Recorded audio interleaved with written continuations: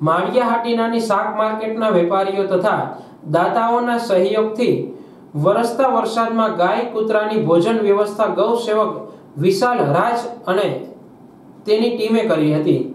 માળિયાહાટીનાના રહેવાસી તથા શાકભાજીના વ્યવસાય કરતા વિશાલ રાજ દ્વારા આગેવાન મહેન્દ્રભાઈ ગાંધીની મદદથી લોકો પાસે આર્થિક મદદ મેળવી ચાલુ વરસાદમાં ગાય અને કૂતરા જેવા પ્રાણીઓને વરસાદમાં પૂરતા પ્રમાણમાં ખોરાક ના મળે તો ચાલુ વરસાદે ગાય અને કૂતરા માટે વ્યવસ્થા કરી શાક માર્કેટના યુવાનો દ્વારા શહેરના જુદા જુદા વિસ્તારોમાં ભોજન કરાવ્યા હતા।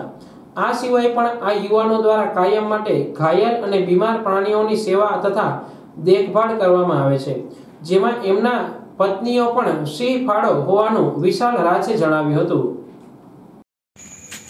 મહેન્દ્ર કુમાર શાંતિલાલ ગાંધી, પ્રમુખ ચેમ્બર ઓફ કોમર્સ માળિયાહાટીના।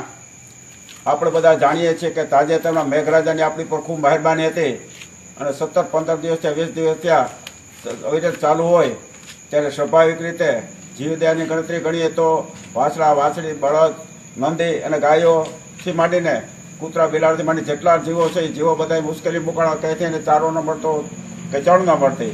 આવા સમયમાં માળિયાહાટીનાનું ગૌ સેવા ગ્રુપ, જેને ખૂબ ખૂબ ધન્યવાદ આપવા પડે, વંદન કરવા પડે અને અભિનંદન આપવા પડે, એવા ગ્રુપોએ નક્કી કર્યું કે જે અત્યારે થોડી વરાપ છે તો 4-5 દિવસ કે 6 દિવસ સતત આ લોકોને આપણે પશુ આહાર ખવડાવીએ અને જેથી કરીને મોતના મુખમાં ધકેલાતા પશુઓ અટકી જાય।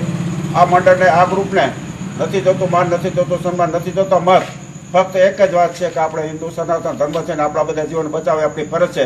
એના ભાગરૂપે આજે ખાલી તેલ નાખી તો 700 કિલો પશુ આહાર મળ્યો અને હજી લોકો ઘણા કહે છે તમે આવું કાર્ય કરો। આ ફક્ત આ જીવો પૂરતું જ નથી, કીડીથી માંડીને ત્રણ હાથીને મળે એવી સેવા કરી રહ્યા છે। પછી પંખીનો હોય, શ્વાનનો હોય કે આ ગાયનું, વાછડાવાસી, બળદનું હોય, આવી સેવા કરે છે। ત્યારે માળિયાહાટીની સમગ્ર પ્રજાજનો વતી આ સર્વેનો ખૂબ ધન્યવાદ આપું છું અને વંદન કરું છું અને આ ગ્રુપ ખૂબ ખૂબ પ્રગતિ કરે એવી આ તક અપેક્ષા રાખે, એનામાં સર્વેનો સહયોગ મળી રહેશે અને આજનું આ જે કાર્ય છે આશીર્વાદરૂપ છે। એટલે ખૂબ ખૂબ ધન્યવાદ, અભિનંદન, વંદન કરું છું અને આ કાર્ય સફળ થાય ઈચ્છું છું।